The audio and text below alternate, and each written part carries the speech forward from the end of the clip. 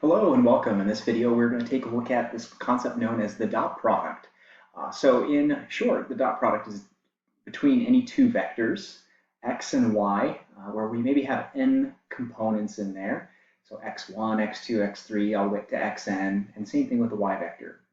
Then the dot product is defined as x dot y equals x1 times y1 plus x2 times y2 plus dot dot dot times xn times yn. So basically all that's happening here is we're doing component-wise multiplication and then summing those together. So notice how we say x dot y, say x dot y, not x times y, because a dot product is a specific type of product that we deal with. So when you see dot product between two vectors, this is exactly what that operation does. Now it does have some meanings, but let's just make sure we know how to use it first. So the dot product between these two vectors is just going to be the products of the components added together. So 1 times 0 plus 2 times -3 plus 1 times -4. And that gives us -6 minus 4 is -10 plus 0 is -10. Now that number does tell us something, but we'll come back to what that tells us in just a moment. In terms of its usefulness, it's very useful in being able to reduce the amount of arithmetic one needs to do. A computer can deal with vectors, and oftentimes if we can express formulas in terms of those vectors, that saves us a lot of manual computing energy. So if we wanted to find the magnitude of a vector, say the vector x equals 3, 4, we know that that's going to be 5 because the square root using Pythagorean theorem, this is the vector 3, 4, we know it has 3 units in the x direction, 4 units in the y, and therefore the magnitude of vector x is going to be 3 squared plus 4 squared equals the magnitude of x squared, which gives us 5 as a result. Now it turns out that in terms of a dot product, you can write what we have here, x dot x to the 1/2 power. X dot x to the 1/2 power, if we think about what that means, well, let's take 3, 4 dotted with 3, 4, and then take the square root of that result. Well, 3, 4 times dotted with 3, 4 will, again, component-wise multiplication, you'll have 3 times 3 plus 4 times 4, which is the same thing as saying 3 squared plus 4 squared, or the square root of that. And so you see that we can write the magnitude of any vector as the vector dotted with itself taken to the 1/2 power, or simply putting that under the square root. This works for multivariate vectors as well, vectors that have more than 2 components. It's not difficult to see if you had x, y, z dotted together, and the square root of that would be x squared plus y squared plus z squared. So as long as it's the same vector being dotted with itself, all that does is square the components and add them together. So we can already see some usefulness of this if you were using a program such as MATLAB or Python or something and wanted to compute the magnitude of a vector, you would use this formula instead of having it do all this component-wise multiplication, because you could have a computer compute a dot product very easily and very quickly at that. So here's another application of working with vectors. Let's say 500, 560, 470. It's a data vector. And a lot of times vectors do contain data in the real world. It shows the number of traffic violations cited by police officers in a big city over the span of 3 days. So we could say day 1, there were 500 violations, day 2, 560 violations, day 3, 470 violations. And suppose we let d equal this, this really stands for dummy. It's a dummy vector because the meaning of the 1, the 0, and the -1 it doesn't have any units. It's a unitless vector. So we often call those dummy vectors. So what could this possibly do? What could this possibly help us calculate? If we do x dotted with d, it's going to be the 500, 560, 470 vector dotted with the 1, 0, -1 vector. So doing the component-wise multiplication here, we have 500 times 1, plus 560 times 0, plus 470 times -1. Now, if you think about what this actually does, well, this component is 0. So we're essentially ignoring the middle component by multiplying multiplying it by 0. And 500 times 1, well, that's just going to keep 500. 470 times negative 1 is going to be minus 470. So if you think about what this is doing, this vector that we dotted it with just allowed us to find the difference between the number of citations given on the first day compared to the third day. We could say there are 30 more citations on day 1 versus day 3. So again, this is often just called a dummy vector, because what this vector did is it allowed us to answer a question about the data. So you'll often see people coding dummy vectors to get them to do different things. And this is just another application of the dot product. Now, the real meat of working with dot products that we'll get into here starts off with this notion that we have two vectors, and between those two vectors we have some sort of angle theta. And we want to find theta. We want to find what is the angle between these two vectors. There's a number of ways this can be done. One way is to find the angle here and treat this as a right triangle, and then do the same thing here, treat this as a right triangle and find this angle here. And then since we only want this component, then we can just find the difference between those. And that will work for the most part, but it's going to be really problematic in 3 dimensions, because in 3 dimensions, when you imagine vectors in 3 dimensions, those vectors could be, all over the place. So how do you capture information about that angle? They may not lie on the same nice plane. They could be lie on some sort of rotated plane. And so finding out information about angles between those two vectors can be really, really difficult. So rather than to do it that way, we're going to take advantage of something that we know from our trigonometry class, and that is called the law of cosines. So if what I do here is I close this vector,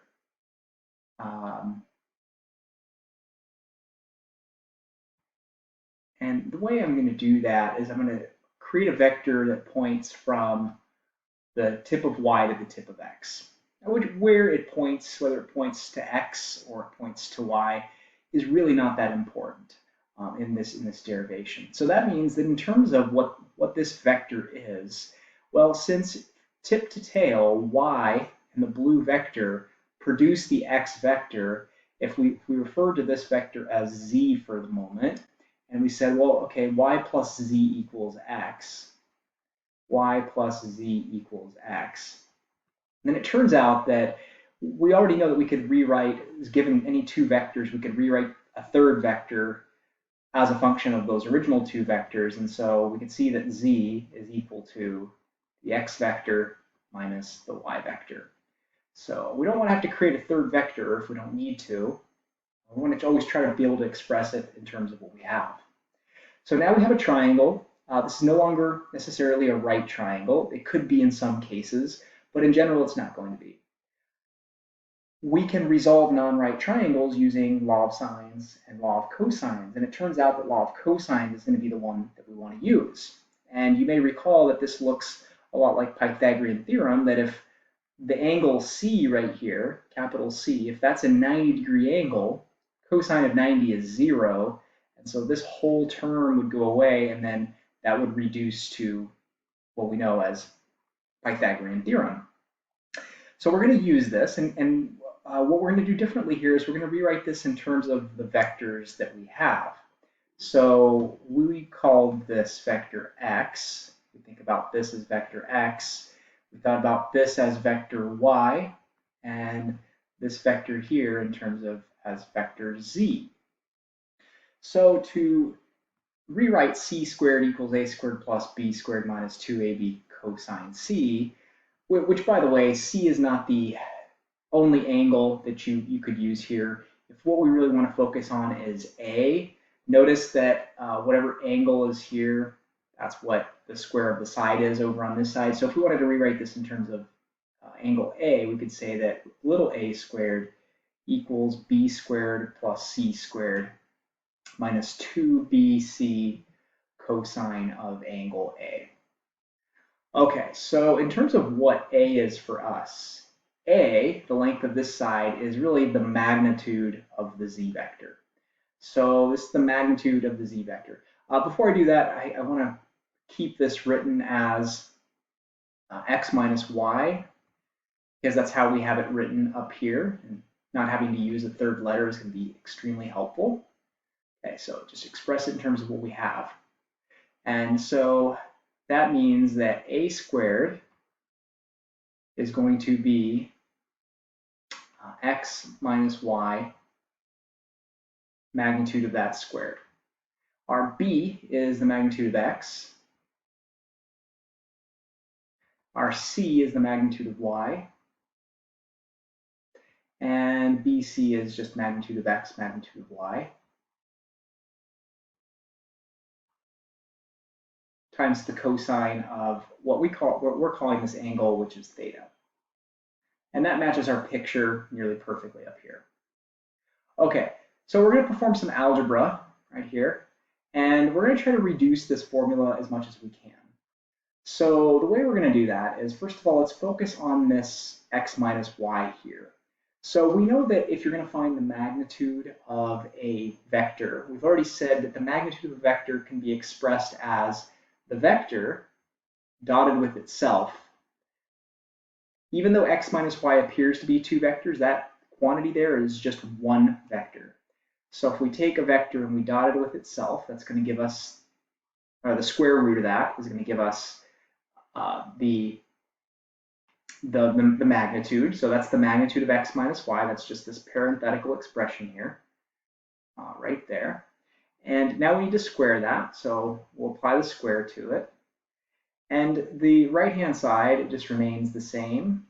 But I suppose we could do a little bit of work here if we wanted to. We could write this as x dot x, square root of x dot x squared, plus y dot square root of y dot y squared. And so we'll go ahead and do that. So x, magnitude of x, just this piece here before it's squared is the square root of x dot x. So the square root of x dot x squared is just going to be x dotted with x. And same thing here, that'll be plus y dotted with y. The square root, again, goes away because the magnitude of y is the square root of y dot y, and then we're squaring it.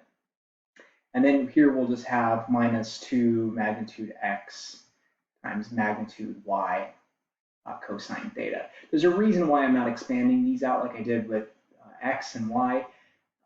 Because of the extra square roots, it's not actually going to help me. Now the square root and the square here cancel out. So what I can do here is use the distributive property of vectors, and I can actually really FOIL this thing out. And so what we're going to have here is x minus y dotted with x minus y. Now we know from our previous lesson that there is something called a distributive property, and this may look a lot like a foiling principle. Now we're gonna just sort of leave this here. We're gonna keep copying. Instead of copying that down, we're just gonna focus on the expansion of this first. So if we distribute this in and we think of this as sort of one quantity here. So what I'm going to do is I'm going to take this and I'm going to distribute it in to both pieces. So think about this as one vector right now. So this will be x minus y dotted with x minus x minus y dotted with y. Okay, so all I've done is just distributed that in. Think about this as just one quantity.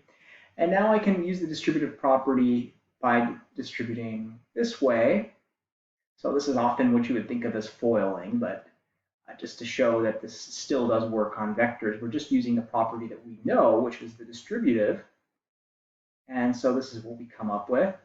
And here again, we'll distribute in the y vector. So we'll have minus x dotted with y minus y dotted with y. And at this point, we kind of see that we have two similar terms, and the similar terms are just dot products with the two vectors switched. Now, before we think too hard about this, let's propose a few properties of dot products. So the dot product between two vectors, v and w, is equal to the dot product between w and v. And that shouldn't be too surprising. For example, if I take 1, 2, dotted with 3, 4, 1 still multiplies 3, 2 multiplies 4, and then they get added together. Now, that is the same thing as 3, 4 times 1, 2, because I'm still multiplying the 3 and the 1. It's just 3 times 1 instead of 1 times 3, which is identical. 2 times 4 is the same thing as 4 times 2, and so we get the same dot product either way. Another feature of working with dot products is that if you have one vector being scaled prior to the dot product between v and lambda w taking place, you can actually just go ahead and factor that constant out. So constants can basically slide in and out wherever they want between two vectors. And then also, this is the distributive property that we're using, or the back distributive property that basically we can distribute from the back v dot w plus w dot u. So with that said, because this and this are the same, I can really rewrite this as x dotted with x minus, and then I'll just write 2x dotted with y. Okay, that's x dotted with y is the same thing as y dotted with x. I have two of them. And then over here I have minus y dotted with y.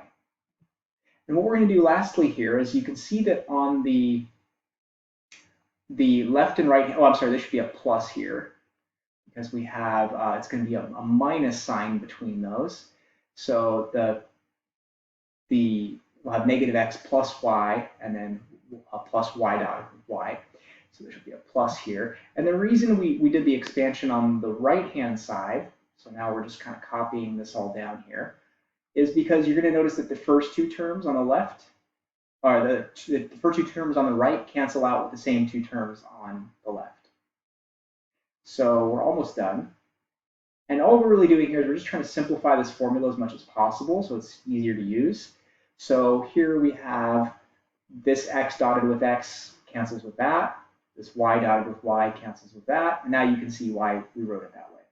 And also here we have, now we just have negative 2 x dot y equals negative 2 magnitude of x times magnitude of y times cosine theta. So we can divide out the negative 2's.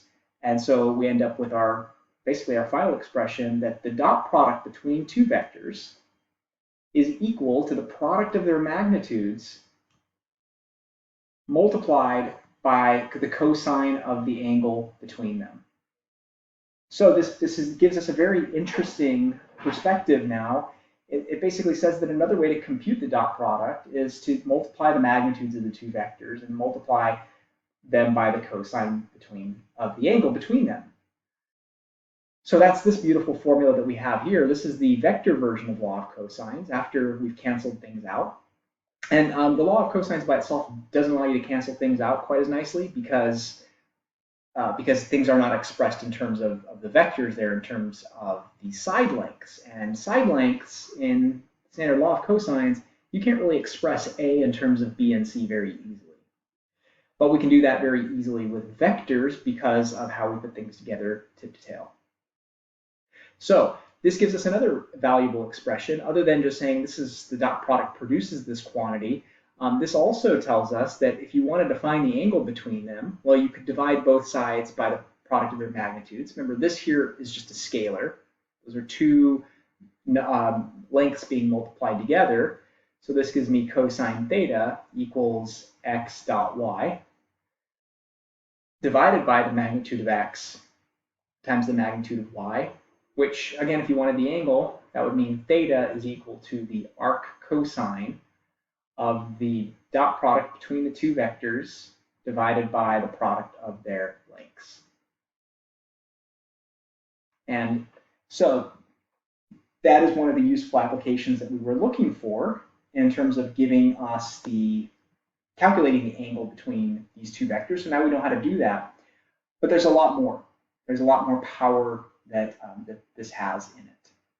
And we're going to look at that right now.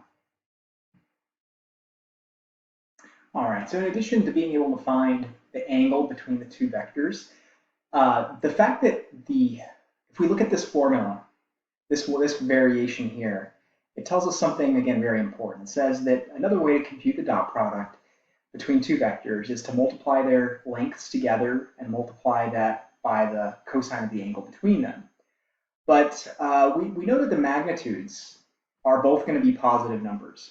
Lengths are always positive. And remember, it's the square root of the sum of the components squared. So if you square a bunch of things, you're going to get positive numbers. And if you square root that, you're going to get a positive number. So since these are going to be the only positives, cosine of theta, this could be positive or negative depending on the value of theta. So if I set that up to give a better visualization, and what I want to do is look at the cosine of theta against theta. So cosine theta versus theta. What I know is that cosine theta starts up here at 1, makes its way down to 0. This is going to be at 90 degrees, or pi over 2 radians. And it's going to make its way down to -1. And this is going to be at 180 degrees. So what I'd like to do here is just label this as 0 degrees. I'll label this here, this angle here, as being 90 degrees. And I'll label this angle here as being 180 degrees.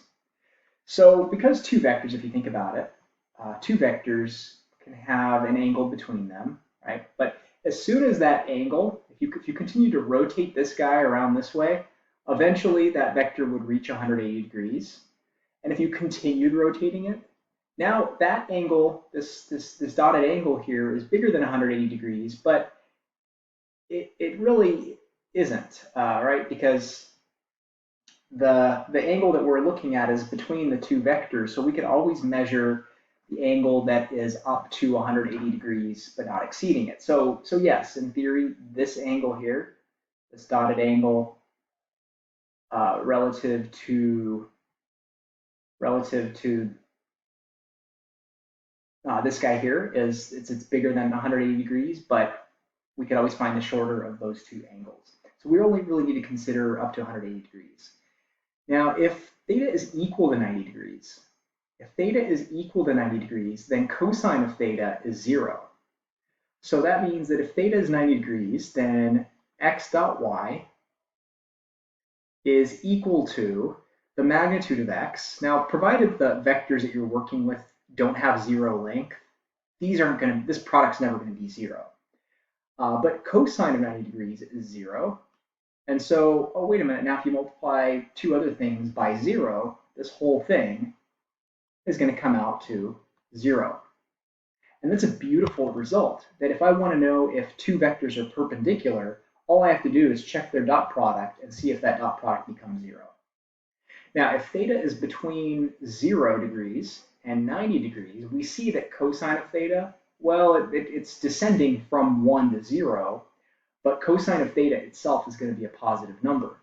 So the dot product between x and y is going to be the magnitude of the vector x times the magnitude of the vector y times a positive number, right? Now, we already said the magnitudes themselves are going to be positive, again, assuming that neither of the vectors is the 0 vector to begin with, but the dot product between a positive, or multiplication between a positive, and a positive will be positive. And so we could say that if the dot product comes out to be a number that's bigger than 0, then you can say that the angle between x and y is between 0 and 90 degrees. And so here's just a little picture. There's your theta for this image. For here, the vectors we know are perpendicular. And when theta is between 90 and 180, which is between here and here, we see that cosine of theta is going to be a negative value. And since cosine of theta is going to be a negative value, well, we have x dot y, which is equal to length of x times the length of y times cosine of theta, which is going to be a negative number. And once again, pending the lengths not being 0, you'll have a positive times a negative, which is a negative number. So if your dot product comes out to a negative number, you know that the angle between them is obtuse. You know that there's an obtuse angle between the two vectors in question. So 3 important results. If you take the dot product and you find it's positive, you know that the vectors are between 0 and 90 degrees. If you take the dot product and you get 0, you know that they're perpendicular. And if the dot product is less than 0, you know that the angle between them is somewhere between 90 and 180. This is going to be a very, very important thing. So this law of cosines has, just to emphasize one more time, has given us 3 valuable pieces of information. One, that if you want to find the dot product between them, another way to do it is to multiply their lengths and multiply it by the cosine of the angle between them. The second useful result here is that if we want to find the angle between them, then we can use this variation here of the formula. And also, the third beautiful result here is that depending on the sign of the dot product, we can figure out whether the vectors are perpendicular, which is a super, super useful result in linear algebra and something we use very, very often. And also now I can take a look at 2 vectors and say, are these perpendicular? Well, one way to do it would be to compute the angle between them, to go through this formula. But an easy way to check is just to figure out whether the dot product is positive, negative, or 0. And right away that will tell me whether they're perpendicular or not. So I have 0 times 1 plus 2 times 0 plus 1 times 0, and that's 0. Therefore, yes, they are perpendicular. Now, another way you can do this is you can, of course, find theta. And theta is equal to the arc cosine of the dot product between the 2 vectors, 0, 2, 1, and 1, 0, 0, divided by the product of their lengths. So this will be square root of 0 squared plus 2 squared plus 1 squared. That's the square root of 5. Multiplied by the square root of 1. And so the dot product here we know comes out to 0. So we'll have 0 over the square root of 5, which is just 0. And the arc cosine of 0, well, that's equal to 90 degrees. Or pi over 2 radians if you're working in radians. So there's 2 ways that we can confirm that. This is obviously the easier way, and this is, if you want to know what the angle is, you can use the angle formula. So what can be said about the angle between 1, 1 and negative 3, 1? Is it right, acute, obtuse? Use the dot product to address which of the 3 angles is most fitting, then find the angle exactly. Okay, well, so just a little bit of intuition here. 1, 1 is the vector that is over here. And negative 3, 1 is the vector that is over here. So my guess is that the angle is probably going to be an obtuse angle. Well, let's find out. The dot product between 1, 1 and negative 3, 1 is going to be negative 3 plus 1, which is negative 2. And that is less than 0. Therefore, theta, we know from our analysis up here, is between 90 and 180 degrees. So theta is between 90. We can't include 90 in that because if it is 90, then the dot product is 0, but it can be up to 180, and that's what we can confirm. Now, just to verify, we could say that theta is equal to the arc cosine of the dot product between them, which we know is negative 2, divided by the product of their lengths, which is square root of 2. This is going to be 9 plus 1, square root of 10. And so we get the arc cosine of negative 2. And I'll write this as one more step before I enter this into the calculator. Negative 2 over the square root of 20. And the arc cosine of negative 2 divided by the square root of 20 comes out to be 116.6, or about 116.7. 117 degrees, which again confirms that what we speculated, which was the angle is obtuse, and the angle is obtuse by computing the dot product, but now we just found the specific angle. So depending on what the context is, if you just want to know whether the angle is acute or obtuse, it suffices just to compute the dot product and then determine whether it's positive, negative, or 0. If you actually want to know what the angle is, then you have to do a little bit more work. Now, there are lots of really important and useful applications of working with dot products. One of them is to actually, believe it or not, find the equation of a plane. And so let's define a couple of things here. So imagine that we have something that we're going to call a normal vector. And the normal vector is just going to be written as ai plus b times j plus c times k. So in other words, if you want to write it in vector form, this is just going to be the vector a, b, c. And the normal vector is a vector that's perpendicular to something, to some plane. Okay, so here's our plane right here. You can see this is our plane, the surface, and then it goes through the point x naught, y naught, z naught. Okay, so there's the point x naught, y naught, z naught. So that's some point that we know that we want to be on the plane. We also know one vector that is perpendicular to that plane. And of course, one thing that we can say is there are infinitely many points on this plane. So we can arbitrarily say that, well, x comma y comma z is just some random point on that plane. It doesn't really matter where it is, right? Because whether I put that point here in my drawing or I put it over here, notice that this vector, this normal vector, is going to be perpendicular to any line that you draw on that plane, right? Because it's perpendicular to that force. So all I have to do is move this vector back and forth, and it's still perpendicular to that plane. So this is just some arbitrary point. Okay, so what I can do if I want to find the equation of this plane, and you'll see a little bit later on why this is super valuable, if we have a known point on the plane itself and a vector that is perpendicular to the plane, then we can write the equation of the plane with those two pieces of information. How do we do that? So the first thing that we know is that this vector here is a displacement vector. It's the displacement vector from this known point and some arbitrary point. And since we want the tip of that vector to be at the location x comma y comma z, this displacement vector is actually going to be the vector x minus x naught, y minus y naught, and z minus z naught. All right, so that's going to be the label that we're going to give this vector right here. Okay, it looks kind of funky when you look at it, but x minus x naught is just the difference between the x components, the distance between the x's, the distance between the y's, and the distance between the z's. But since I know that this is a vector that's inside the plane, and I know that n is a vector that's perpendicular to the plane, that means n is perpendicular to this vector inside the plane.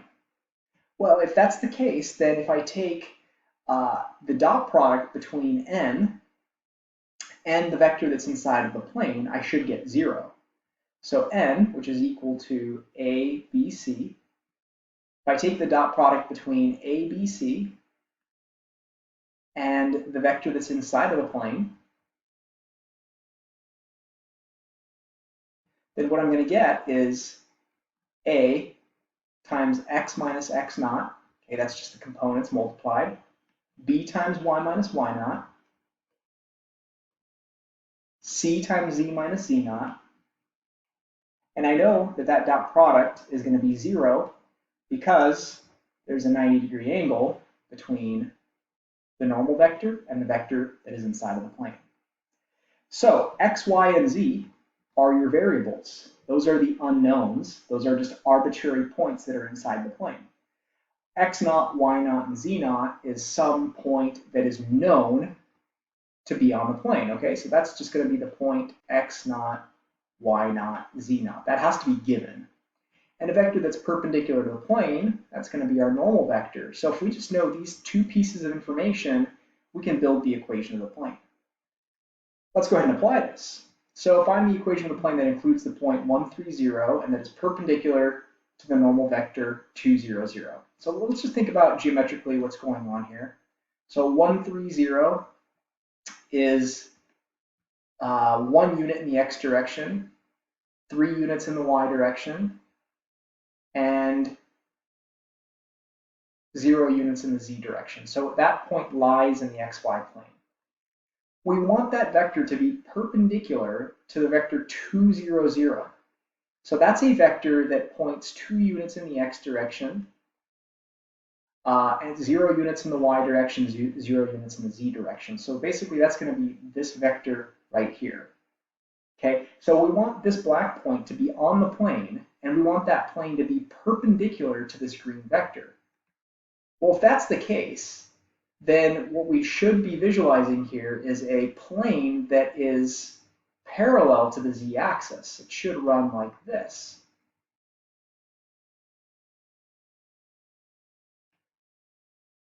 Okay, and that should make sense to us because that point is on the plane, and that's the only plane that's going to be perpendicular to this. That's the only plane that's going to be perpendicular to a vector that runs parallel to the x-axis. So this is just a little bit of intuition of how this process works. So we already know that to find the equation of this plane, we just need to identify x naught, a, b, and y naught, and c and z naught, and that's going to equal to 0. And we just have to plug in our numbers. So a, b, and c are here. A, b, c, x naught, y naught, z naught are there. And so we can plug those in. 2 times x minus 1 plus 0 times y minus 3 plus 0 times z minus 0 equals 0. So what that's going to give me is, here I'll just have 2x minus 2. This will all 0 out. This will all 0 out. And we'll get 0. And what I'm going to end up with is the equation x equals 1. Well, in 3 dimensions, that is the equation of a plane. That's just the set of all points where the x value is 1. Well, all of the points on this plane have an x value of exactly 1 because all of the points on this plane are exactly 1 unit away from the origin. And x equals 1 is the same thing as saying x plus 0y plus 0z equals 1. And what this would mean is that any value of y, any value of z, but where x is equal to 1 will work. So that's going to be all the points running vertical and horizontal at x equals 1. So we can see that the formula actually works. It does what it's supposed to. And let's go ahead and do one more. Find the equation of a plane that contains the point 0, 0, 3 and that is perpendicular to the vector 0, 0, negative 1. So it contains the point 0, 0, 3. So if I draw this sketch, 0, 0, 3 is this point up here, and it's perpendicular to the vector 0, 0, negative 1. So at this point, 0, 0, negative 1 is just a vector that points downwards 1 unit.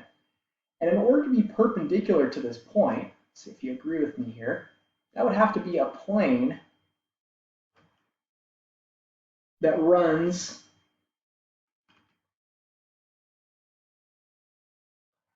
parallel to the xy plane. It has to be parallel to the xy plane because it has to be perpendicular to a vector that runs along the z-axis. It has to go through the point 0, 0, 3. So what we're thinking is that the equation of this plane here is probably going to be the equation z equals 3. Well, let's see if our formula tells us the same thing. So we have a times x minus x naught. So a is 0, b is 0, c is 1. Here's our x naught, y naught, z naught.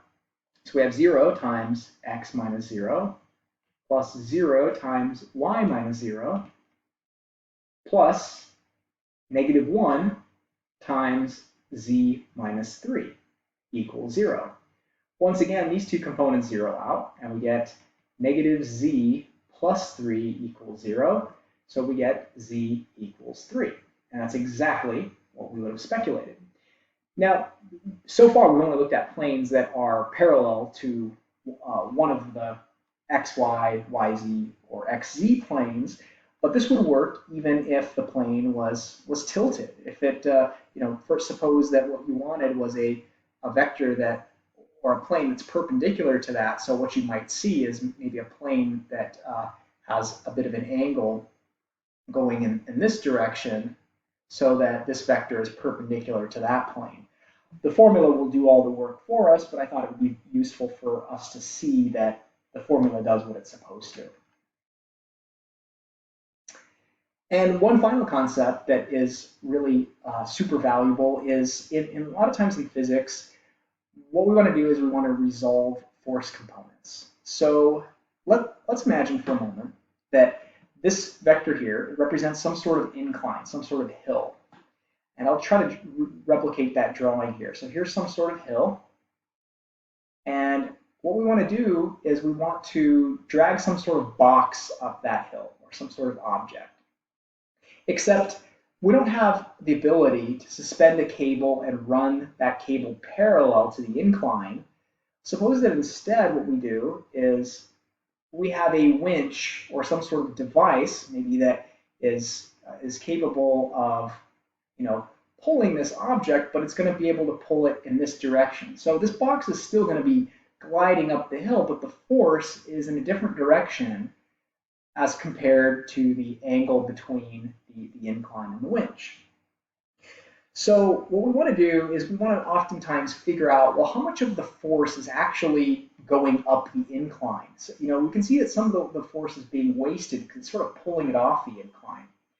So a lot of times what we want to do is we want to resolve that winch force into two components. And the two components that we're going to resolve them into are going to be one that is along the incline itself.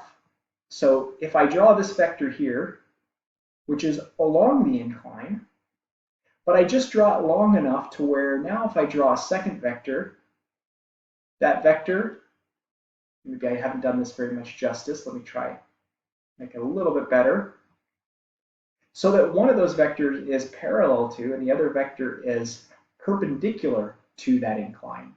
So we'll say that this blue vector, which I'm going to call V par, and the reason I'm going to call it V par is because it's the component of V that is parallel to the incline. And this component here, this vector here, is the component of V that is perpendicular to the incline. So because these two vectors are being put together tip to tail, we could say that it is the case that V can be resolved as the sum of V par plus V perp. Okay, so again, all we're doing here is we're just saying you put two vectors together tip to tail, they end up at the tip of V, therefore V par plus V perp is equal to V. All right, so oftentimes what we want is we typically want information about this guy. We want to know V par because that's going to be the amount of the winch force that is directly parallel to the incline. So how much force are we actually putting in the direction of the incline? Another valuable thing to note here is that we call the incline vector U, and U is the green vector. Right, so U is this whole vector here. And so one thing that we can say is that U, that if we take U and we multiply it by some sort of scalar, which we'll call alpha, and what we essentially do is we scale the U vector down, we could get this vector to be exactly equal to the V par vector. Okay, so all we're saying is the V par vector is parallel to the U vector. So V par is parallel to U. And these two useful formulas give us a way to figure out, well, what is alpha, right? We want to know what is alpha because once we get alpha, we can figure out what V par is, and once we figure out what V par is, we can compute the magnitude of it and figure out how much force in newtons is being applied in the direction of the incline. So what we do now is we make a little bit of we do a little bit of math, a little bit of math fun, and this math fun will entail taking advantage of the dot product. So if what I do here is I say that among the things I can say is that the U vector and the V perp vector are perpendicular. So if I were to take the dot product between U and v perp, I would get a dot product of 0 because there is a 90-degree angle between u and v perp. Now v perp is something that's unknown, and I don't like to work with this dot product because I don't know what v perp is. And if I don't know what something is, then it's going to require me to solve for it. So one thing I can do though is that v perp is equal to v minus v par. If I just subtract v par from both sides using this first equation here, then I can actually say that u dotted with v minus v par, that's basically going to replace v perp. That's still equal to 0. It's just a substitution in there. And another thing that I could say is that I know v par is equal to alpha times u. So what that does is that removes another unknown vector from our equation and makes it so that everything in the equation is known except this constant alpha. So v par, I'm going to replace with alpha times u, and that's equal to 0. And now I can actually solve for alpha by doing distributive property. So u dotted with v minus alpha times v dotted with u. Remember, one of the scalar properties is that if I have a scalar, I can pass that scalar out. So u times alpha times u is going to be alpha times u, not v. And that equals 0. And now if I do some rearranging here, I can figure out what alpha is. Alpha is going to equal u dotted with v over u dotted with u. All right, great. So now we have what alpha is. Remember, what we were after is v par, so let's put this all back together. And I encourage you to go through this algebra a couple of times because this is really some important stuff that we can do with vectors.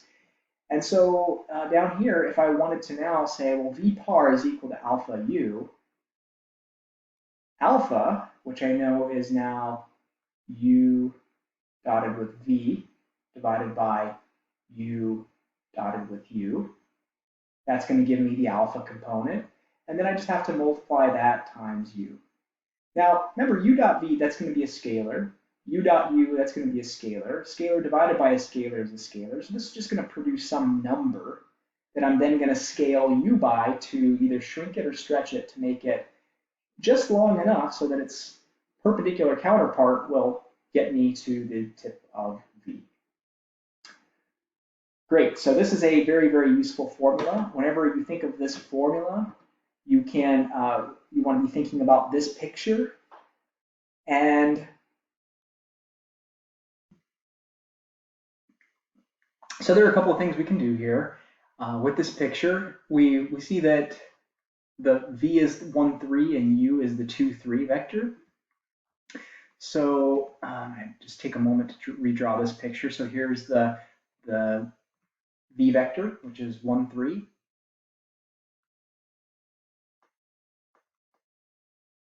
And the u vector equals 2, 3. And one of the things that we can point out is the winch force. I want to know the winch force itself, regardless of which direction it's in. So the winch force, remember, its magnitude is in the direction that the winch force goes, which is in the direction of 1, 3. So if I find the magnitude of that, and that's going to be the square root of 1 squared plus 3 squared, which is the square root of 10, which is comes out to approximately 3.2 newtons, if we're dealing with newtons. So the winch force itself is 3.2 newtons, but only some of that is being transferred in the direction of the incline, right? And so v perp is not necessarily something we care about right now. We just want to know what v par is. We want to know the component of v that is parallel to u. And we know how to do that now. We can say that v par is equal to the dot product between the two vectors divided by the dot product between u and u. So remember, u is the incline, whatever the incline is. So u dotted with v, so 1 times 2 plus 3 times 3, that's going to be 2 plus 9, which is 11, So we'll have 11 over u dotted with u, 2 times 2 plus 3 times 3 is 4 plus 9 is 13. And this is going to be multiplied by the u vector, as we know it's going to be in the direction of the u vector, so it has to be a scalar multiple of the u vector. And so we can see that that is in fact going to be a reduction in its length. So this is going to be 22/13, and this is going to be 33/13. So that's v par. If I want the magnitude of v par, if I want to know how big is that force that the winch is causing, but in the direction of the incline, then I just have to find the square root of 22/13 squared plus 33/13 squared.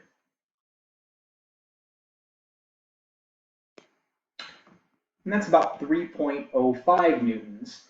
And so you can see that the winch force is pulling at 3.2 newtons, but because of that slight angle between where the winch is pulling and the incline along which this box is sliding, we see that not all of that winch force is transferred in the optimal direction. So what would be the best thing to do? Well, the best thing to do would be to pull that box parallel to the incline, and then the full 3.2 newtons would be doing all the work. So having said that, that is one application of working with this, is resolving the components of a vector in terms of perpendicular and parallel components. Now just to wrap things up and put this into context, oftentimes we can use, in physics, we want to describe something called work. It's kind of the same notion as what we deal with in day-to-day life, but in physics, it's a measure of energy required to move an object. So work is known to be equal to force times distance. And just as an intuitive application, you take force times distance, you're basically saying how much force does it require to move the box, and then you're saying, well, the amount of work it's going to take is a function of how far I have to push it, right? Because if you have to push something that's 10 newtons, 30 meters versus 40 meters versus 50 meters, then you want to incorporate somehow the distance that it has to move in there. So if it's 10 newtons for 30 meters, then you get 300, what we call Newton meters, or newtons times meters. You'll see products of units in things like kilowatt hours, which is a measure of how much electricity you consume on a monthly basis. And this unit of newtons meters is often just called joules. So this is 300 joules of work. If instead you had to push this object of 10 newtons a total of 40 meters, well, you would expect that to be more work, right? So that would be 400 joules of work to push that box, which is obviously more work than to push the same box 30 meters. Now, extending this to vectors, the work done by a force F acting on an object through displacement vector D is given by work is equal to force dotted with distance. But that's assuming, right? Here we assumed that to push this box 30 meters that required 10 newtons of force, that was going to require 300 joules. So inherently what we assume is that the force and the distance are in the same direction. Okay, so force and distance are in the same direction. Same direction. So how do we deal with that when they're not in the same direction as in our picture? So what if work and displacement are not in the same direction? So we were describing our box going up this hill, right? And the force is actually kind of pulling up this way instead of going along the incline this way, thereby creating an angle between them. Well, we know that the overall force, if we call this force vector F, we know that it is equal to the sum of its parallel and vertical components, where V par or F par is defined in the direction of the incline. So F par would be this piece. We're just calling it F par instead of V par. And F perp is the component that's perpendicular to the incline. And this, of course, is going to be the vector that we're going to represent by the label D, because that's where the displacement is taking place. And we also know that the amount of work for this particular case, if we just translate the figures, is going to be how big F par is, how big the force is in the direction of the incline, multiplied by the magnitude of that displacement, how far you're going to be pushing it or pulling it. So if we put those two things together and we try to think about how how we can rewrite this formula, because of course this depends on knowing F par. But here's a cool thing. We know that the cosine of theta is going to be equal to the magnitude of F par, divided by the magnitude of F. That's just using some right triangle geometry here. And so that means that F par, its magnitude is going to equal the magnitude of F times cosine of theta. And now if I replace in this formula, if I replace F par with the magnitude of F times cosine theta, and that's multiplied by the magnitude of D, well, this formula, which if I rewrite one more time, the magnitude of F times the magnitude of D times cosine of theta, well, that is exactly what we get when we compute the dot product between F and D. Right? So this comes from the fact that the dot product between two vectors is equal to the product of their magnitudes times the cosine of theta. So what we've just established here is that the total work is really just equal to the dot product between the two vectors, and you don't need to worry about we don't need to worry about the direction of it, because that is taken care of already. So if you just give me the force vector, which was in this case 1, 3, and the u vector 2, 3, and if I compute the dot product between them, that will tell me the total amount of work required to move that box up an incline that has a length equal to the square root of 4 plus 9, which is the square root of 13.